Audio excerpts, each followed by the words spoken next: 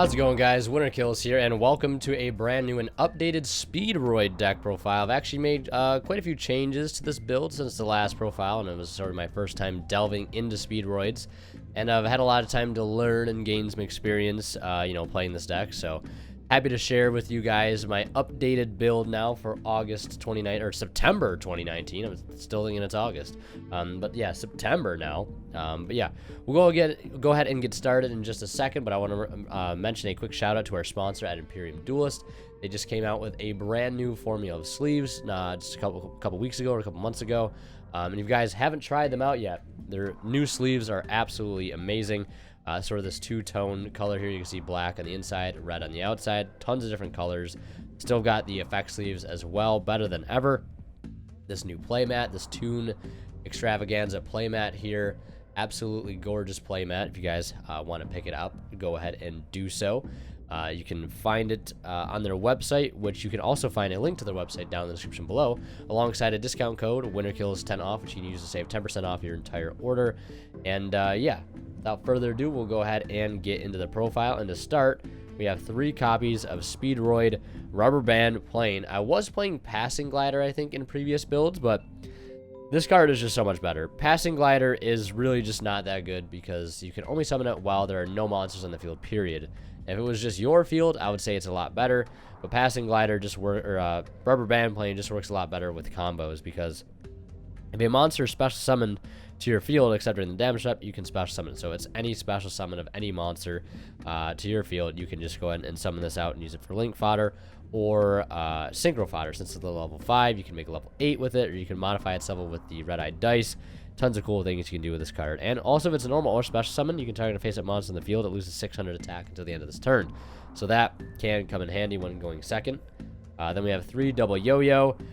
Summons 1 level 3 or lower from grave when normal summoned. Then, of course, 3 Horse Stilts. Summons 1 level 4 or lower from your hand when normal summoned. So these guys, like Satellar Knight Altair, Satellar Knight Vega. 1 revives 1 from grave. 1 summons 1 from hand. So gotta play 3 of those. Then 3 Take a Tom Borg. One of the best cards in the deck. Unlike everybody's used to, sort of playing the Terror Top engine with the Take Tom Borg. Usually you don't want to draw this card, but this deck, it's quite the opposite, because you can special summon this while you control a wind monster, and then you contribute it to special summon a Speedroid tuner from your deck. So they can get Dendaiko Duke, or your Red-Eyed Die, or your Tri-Eyed Die to help make synchro play. So this card is a very good extender for the deck. But once you use that tribute effect to summon a tuner, you can only special summon wind monsters for the rest of the turn, which doesn't really hinder you too much since the whole deck is wind. So moving forward, we have 3 Speedroid Red-Eyed Die. This card is really nice because it is level 1 tuner, so it just helps us make a lot of great synchros, but it also has the effect when normal or special summoned, you can target a Speedroid monster you control except itself, and then you can change its level from anywhere from 1 to 6. So yeah, really, really good card to be able to help modify levels and get into different synchros. Then 1 Terror Top, we got to max out on it. Still at 1, you got to max out. 1 Triad Dice, and 1 Dendaiko Duke. This card, I think I was playing at 3 in the last list, which now realizing was not the best idea, because this is a card you don't want to draw. You really want to summon it off of your Take Tom Board, get into the graveyard to help summon another tuner from your hand or grave, and just sort of use it one and done type thing, because this card can be very, very bricky, to say the least. So that is it for all the Speedroid monsters. Now we'll go into the non-Speedroids, which consists of 3 Clock Wyvern and 3 Tether Wolf. These cards are really good because they're just one card rubber band shooters, because they summon themselves and they can summon a token, which is, I like Clock Wyvern a little better actually, because he doesn't modify his level. You can still keep this guy on field as a level 4 to synchro with, and when this guy gets a token, he becomes a level 7, because he gains 3 levels for every token, I believe, that's on the field, or Mecha Phantom Beast token. So I like him a little better since he doesn't modify his level, and sometimes level 4s are better because you have level 3 tuners that synchro into level 7. I guess you have a level 1 tuners as well that you can use with this and like the Red-Eye Die to be able to go into level 8, but Clock Wyvern I do like a little bit better sometimes. Although it just depends on the situation, I guess. But definitely want to play 3 of each of those, because if you see that card, or either of those cards, it just gets you into your best link monster, which helps get your plays going. So next we have 2 Snowbell. I decided to drop the other Wind Witches just because it felt like a wasted normal summon, and I would just rather have this card as an extender. If you have 2 or more wind monsters on your field, you can just special summon this, and it's a free level 1 tuner, and anything that you synchro with it can't be destroyed by card effects as well. So really awesome card there. And then the last monster we play is none other than the one of Tempest Dragon, Ruler of Storms. We can send this to the graveyard off Horse Stilts from his graveyard effect, and this can just come out as a beater and be used as synchro material as well. So strong card there. That's it for the monsters. Quite a few monsters. Quite a few. And now we'll go ahead into the spells. To start with the spells, we have 3 copies of Speed Recovery. This card is Monster Reborn on crack. It's not a hard once per turn. Target any Speedroid monster in your graveyard and special summon it. And then as another effect, during your main phase, except the turn this card was sent to the graveyard, you can banish this card from your graveyard to target a Speedroid monster in your graveyard, add it to your hand. So this card is absolutely busted in the deck. You've got to play 3 100%. Next, we have 2 copies of Call by the Grave. Would be 3, but I just can't find the room for the 3rd. I mean, you could probably like cut a Red-Eyed Die or something, or cut one of these, or cut one of these, but I feel like playing this card in here is somewhat necessary because your starters are so susceptible to hand traps that will literally end your turn, that you need to play this. Like, if you go first and your Tether Wolf gets Valored or Ogred, you just pass, because you can't really do anything else unless you have like a 1-for-1 with like a Take Time Borg in hand as well. So you need Call by the Grave. Probably should play 3, but I just like, can't find the room for the 3rd at the moment. 2 Return of the Dragon Lords. I mean, I guess you could cut this to 1 as well for the 3rd one, but Return of the Dragon Lords in here is really good because a lot of the synchros that you like turbo out with this deck are dragons, so you can just revive them off of this card and protect them. You can bring this card back as well too, which I heard is pretty good. Then 2 World Legacy Succession. Playing Monster Reborn type cards in here are very, very good, because you put a lot of big bodies into the graveyard, big synchro monsters, and you want to be able to bring them back for added board presence. So playing this card is nice. 2 Desires, because I, for some reason, took this out, and I regretted it instantly after, well, regretted it after like a few weeks of testing. The deck just needs more consistency. You need to be able to fix hands with this card, and that's what it does. So 100% got to play the 2 Desires. The deck's not consistent enough on its own. 1 for 1 and 1 Monster Reborn, of course, to finish off the spells. Because if we're playing, 3 Speed Recovery Monster Reborn and 2 World Legacy Succession, we're also going to need that Monster Reborn, Chief, you know it. So now we'll go into the extra deck. To start with the extra deck, we'll have our synchros. So we have 1 copy of Kite Drake, which is probably one of the most powerful level 8s in the extra deck next to Crystal Wing. So basically what this card does is, if it is synchro summon, you can activate one of these effects. First is destroy all of the cards in the field, and the other effect is negate the effects of all face-up cards your opponent currently controls. And then the other effect is, if this card in your possession is sent to the graveyard by an opponent's card effect, you can send, or you can add 1 Speedroid monster from your deck to your hand. So this card does quite a bit. You either blow up the whole field, you negate all their cards, or if they send this to the graveyard, you get to add a card off of it. So very, very strong.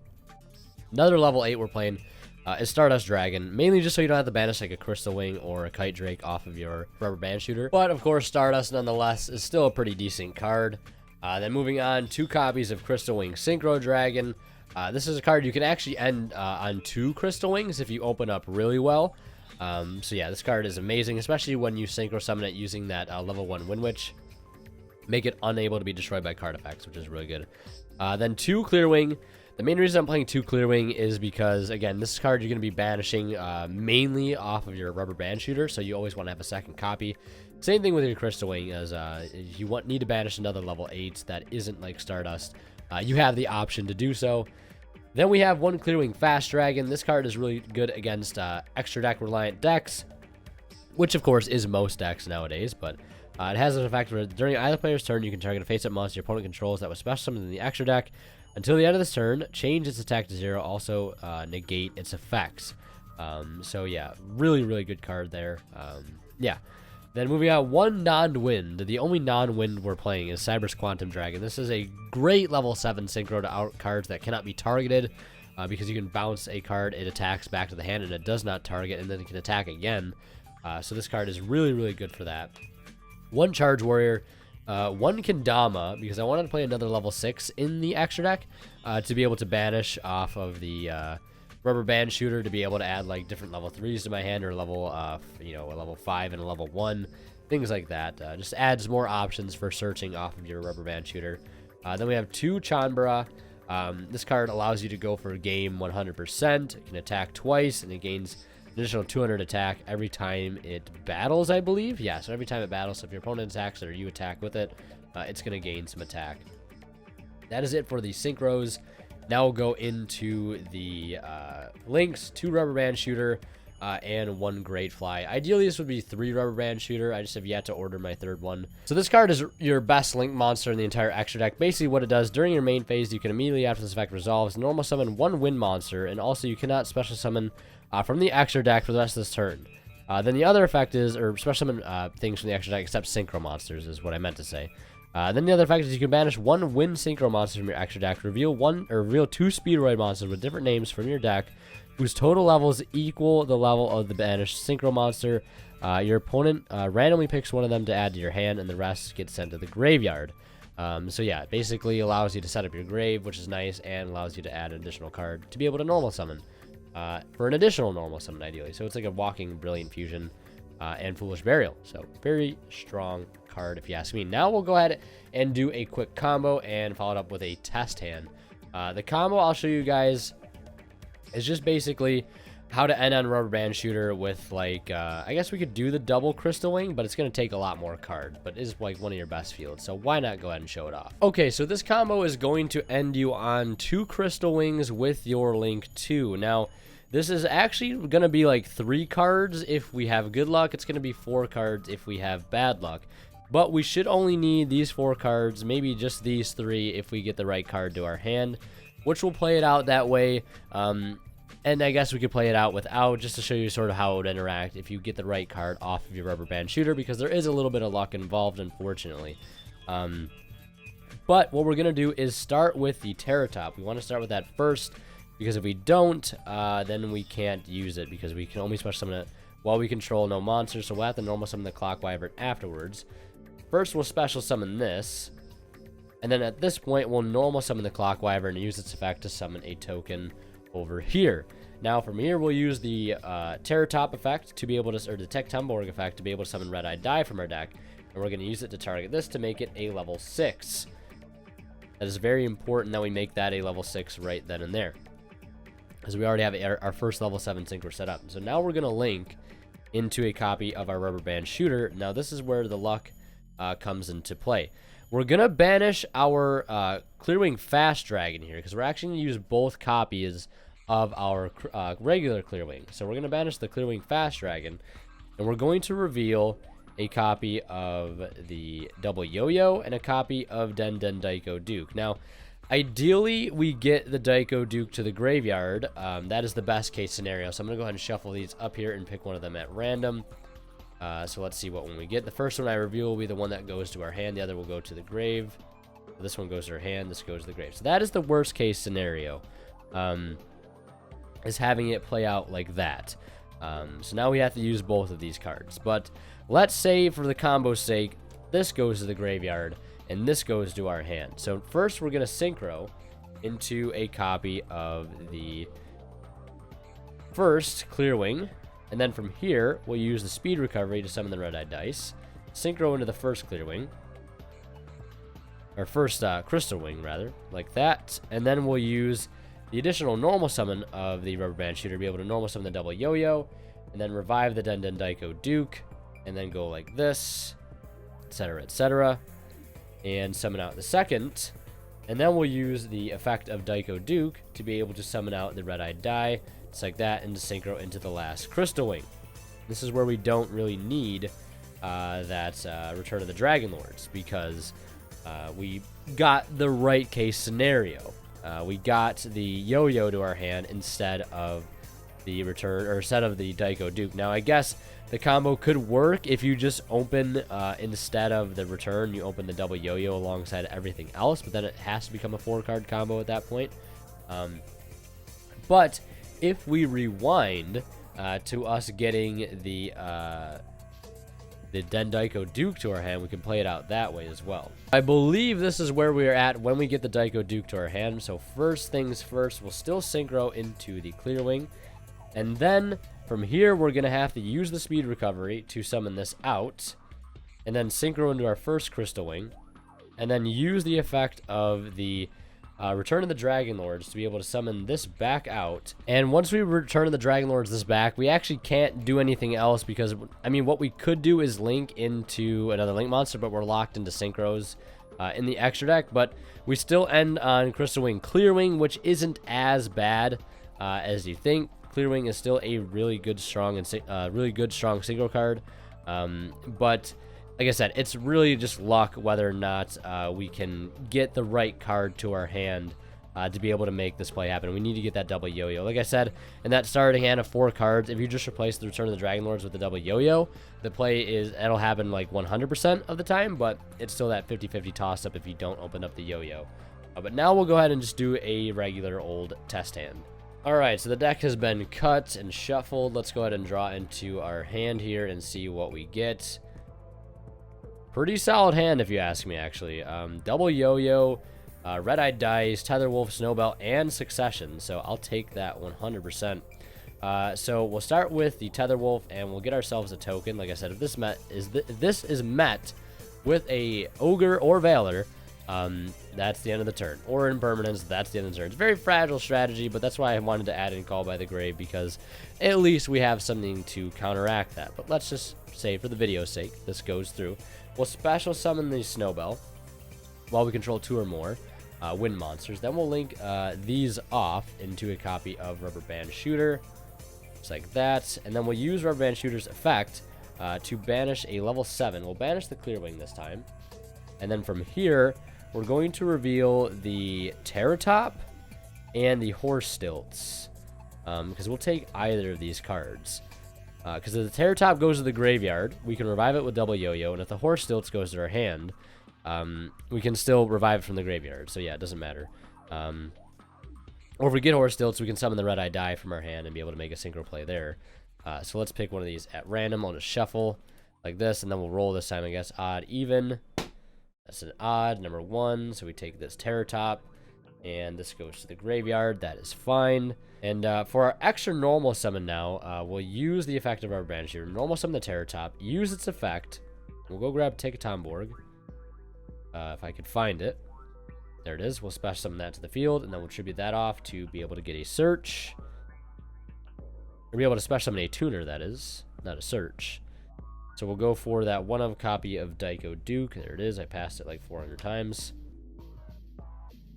So now, as it stands, we can make a level 6, which we're going to have to be able to get a draw and get some of those cards off the field into the graveyard where we want them. In fact, we'll draw a card. We draw into another copy of Take Tomborg. Not the best draw.